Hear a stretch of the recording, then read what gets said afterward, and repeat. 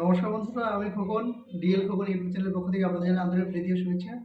প্রতিদিনের মতন আমি আজও আপনাদের কাছে কিছু নতুন আপডেট নিয়ে চলে এসেছি। আজকে যে গুরুত্বপূর্ণ আপডেটটি নিয়ে আমি আপনাদের কাছে এসেছি, সেটা হলো কৃষক বন্ধু যারা রয়েছেন তাদের জন্য সুখবর, আবার দুঃসংবাদও হতে পারে। কিছু কিছু কৃষকদের সুসংবাদ এবং কিছু কিছু কৃষকদের মধ্যে দুঃসংবাদও হতে পারে। তাই কী দুঃসংবাদ, কী দুঃসংবাদ বা কী সুসংবাদ, সেটা আমি আপনাদের সামনে তুলে ধরার চেষ্টা করছি। কিন্তু যেটা আমি প্রথমে আপনাদেরকে বলে রাখি, নতুন বছর 2026-এ অনেক কৃষকরাই পাবেন না কৃষক বন্ধুর টাকা।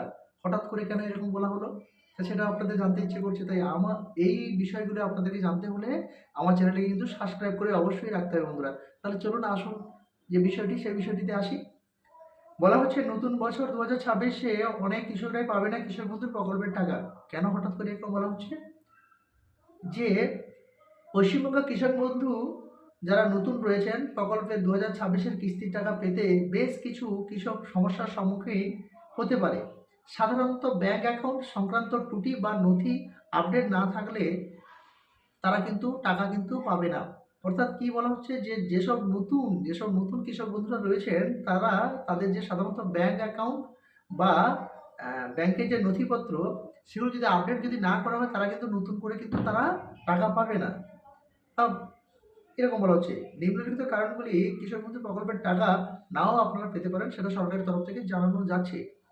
যেমন দেখুন, ব্যাংক অ্যাকাউন্টে সংক্রান্ত যাদের সমস্যা রয়েছে, কি কি সমস্যা হচ্ছে আমি সেটা আপনাদের সামনে তুলে ধরছি। যাদের ব্যাংক অ্যাকাউন্ট সংক্রান্ত সমস্যা রয়েছে সেটা কি কি, সেটা আপনারা শুনুন। ব্যাংক অ্যাকাউন্ট বন্ধ থাকা, ভুল অ্যাকাউন্ট নম্বর বা ভুল আইএফএসসি কোড, সময় মধ্যে যদি কেওয়াইসি আপডেট না করেন তাহলে কিন্তু আপনার টাকা কৃষক বন্ধু থেকে আটকে যেতে পারে। কি বলা হচ্ছে বন্ধুরা? ব্যাংক অ্যাকাউন্ট, ব্যাংক অ্যাকাউন্টে সাধারণত আপনাদের ব্যাংক অ্যাকাউন্টের সঙ্গে যে নম্বরটি আছে সেই নম্বরটি যদি ভুল আপনি দিয়ে থাকেন তাহলে আপনার টাকা আটকে যাবে। এবং আইএফসি কোড যেটা রয়েছে সেটা কিন্তু আপনাকে সঠিকভাবে দিতে হবে। যদি আপনি ভুল দেন তাহলে কিন্তু আপনার টাকা না ঢোকার সম্ভাবনা অনেকটাই বেশি। এবং দেখুন, আধার ও কেওয়াইসি, আধার ও কেওয়াইসি যে ব্যাপারটি রয়েছে সেটা আমি আপনাদেরকে বলছি। আধার ও কেওয়াইসি, ব্যাংক অ্যাকাউন্টের সাথে আধার কার্ড লিঙ্ক করা বাধ্যতামূলক এবং নির্দিষ্ট সময়ের আপনাকে কেওয়াইসি আপডেট করাতেই হবে। আপনাকে অ্যাকাউন্টের সঙ্গে আপনাকে আধার কার্ড লিঙ্ক করাতে হবে এবং নির্দিষ্ট সময়ের মধ্যে আপনাকে কেওয়াইসি আপডেট করাতেই হবে। তাহলে কিন্তু আপনার অ্যাকাউন্টটি সচল থাকবে। আপনারা যেই আপনাদের যে নির্ধারিত যেভাবে যা কৃষক বন্ধুদের যে যেমন পরিমাণের জায়গা আপনারা সেগুলো কাগজপত্র দেখিয়েছেন বা দিয়েছেন সরকারিভাবে, আপনারা কিন্তু সেই পরিমাণ টাকা পাবেন। আপনি কিন্তু আধার অ্যাকাউন্টের সঙ্গে মনে রাখবেন, অ্যাকাউন্টের সঙ্গে আধার কার্ড লিঙ্ক করেই রাখতে হবে। এবং অর্থাৎ আধার কার্ড শুধু না, আধার কার্ডের সঙ্গে অ্যাকাউন্টে লিঙ্ক করাবেন এবং আপনাকে কিন্তু কেওয়াইসি যে রয়েছে, ব্যাংকের যে কেওয়াইসি যে রয়েছে আপনাকে সেটা আপডেট করাতেই হবে। তাহলে কিন্তু আপনার অ্যাকাউন্টটি সচল থাকবে। তাহলে আপনি যেরকম আপনার প্রকল্পের টাকা সেটা কিন্তু আপনি পেতে পারেন। এবং দেখুন, জরুরি যে নথিগুলো রয়েছে, যদি চাষযোগ্য জমি রেকর্ড সঠিক না থাকে, নাম ভুল থাকে, তবে আবেদন বাতিল হবে। দেখুন, যেসব নতুন কৃষক বন্ধুরা আপনাদের যে চাষযোগ্য জমি তার রেকর্ড সঠিক থাকতে হবে এবং নাম কিন্তু নির্ভুল থাকতে হবে। ভেবে রাখুন, আপনার দলিল আপনার নামে, রেকর্ড আপনি কারোর নামে দিয়ে দিলে হবে না। ধরুন আপনার বাবার নামে জায়গা আপনাকে দিয়েছে, আপনি দলিল করেছেন, আপনি রেকর্ড করেননি, তাহলে কিন্তু আপনার বাবার নামে রেকর্ডটি হয়ে আছে। তাহলে কিন্তু আপনি ওই আপনার যে দলিল যে জায়গা যে পরিমাণ দিয়েছেন আপনার কিন্তু সেটা কিন্তু গ্রহণযোগ্য হবে না, সেটা কিন্তু আপনার বাদ হয়ে যাবে। আমি আবারও বলছি বন্ধুরা, আপনারা বুঝুন ব্যাপারটা। ধরুন আপনার বাবার 2 বিঘা জমি, আপনার বাবার নামে তো 2 বিঘা জমি ছিল, তাহলে বাবার নামে রেকর্ড ছিল। তাহলে বাবার 2 বিঘা জমি থেকে আপনি তার একমাত্র সন্তান, আপনি সেই 1 বিঘা জমি আপনাকে বাবা দিয়েছে, আপনি রেজিস্ট্রি করেছেন। আপনার বাবা মারা গেছে, আপনি কিন্তু রেজিস্ট্রি করার পরে আপনার যে 1 বিঘা জমিটা আপনি পেয়েছিলেন সেটারও রেকর্ড আপনি করেননি। তাহলে আপনার নামে রেকর্ড না হলে কিন্তু আপনার কিন্তু সেই যে মানে আপনার যে দলিল যে কৃষক বন্ধু প্রকল্পের আওতায় আসার জন্য যে আপনাকে যে দলিলপত্র জমা দিতে হবে, আপনি কিন্তু বাদ হয়ে যাবেন, আপনার কিন্তু হবে না। এবং ভোটার আইডি যে সমস্যাগুলি রয়েছে, এই প্রকল্পের জন্য ভোটার আইডি কার্ডের বাধ্যতামূলক, ভোটার আইডি কার্ড কিন্তু আপনাকে বাধ্যতামূলকভাবে দিতে হবে। এতে কোনো ভুল থাকলে বা তথ্য না মিল থাকলে টাকা পাবেন না। আপনাকে আপনার ওই দলিলের সঙ্গে আপনাকে কিন্তু ভোটার আইডি বা অন্যান্য কোনো তথ্য যদি সঠিকভাবে না দেন তাহলে কিন্তু আপনি এই প্রকল্পের আওতায় থেকে কিন্তু বঞ্চিত হবেন।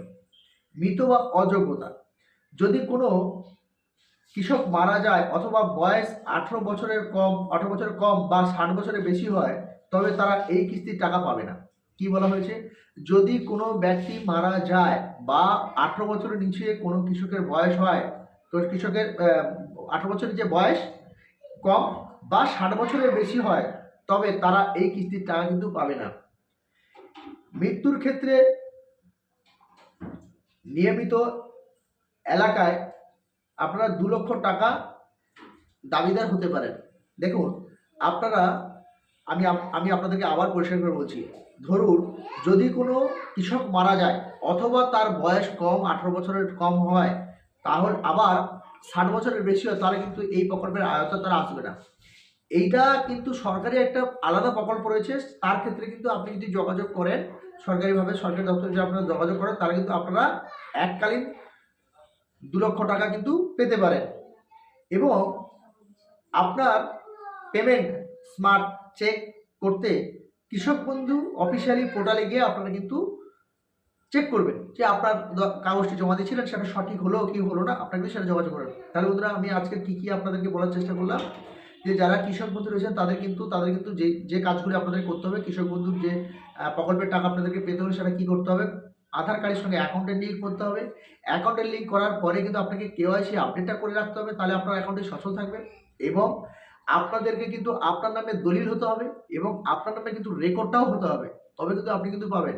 এবং এবং এবং আপনার যতটা পরিমাণ জায়গা দলিল, যতটা পরিমাণ রেকর্ড, আপনি সেই পরিমাণ অর্থ কিন্তু পাবেন। এবং যে যে সমস্যাগুলো রয়েছে, যেসব কৃষক, ধরুন আমার বাবা মারা গেছে, আমার বয়স 18 বছর হয়নি, তাহলে আমি কি কৃষক বন্ধুর প্রকল্পের আওতায় পড়বো না? আপনি প্রকল্পের আওতায় পড়বেন না। এবং ধরুন আপনার বাবার বয়স 60 হয়ে গেছে, তাহলে কি আপনি কৃষক বন্ধুর আওতায় পড়বেন না? আপনি কৃষক বন্ধুর আওতায় পড়বেন না। আপনি কিন্তু কৃষক বন্ধু থেকে কিন্তু আপনি কিন্তু নামটা আপনার কাটা যাবে। আপনি কিন্তু তখন কিন্তু 60 বছর পরে আপনি কিন্তু বার্ধক্য ভাতা পেতে পারেন। সেটা কিন্তু আলাদা সাইটে আপনাকে আলাদাভাবে সেটা আপনাকে ফর্ম ফিল আপ করে সরকারি তহবিলে আপনার সরকারি যে সংক্রান্ত বিষয় রয়েছে আপনারা সেখানে গিয়ে যোগাযোগ করবেন। 18 বছরের নিচে হলে আপনি কিন্তু কৃষক বন্ধুর আওতায় পড়বেন না।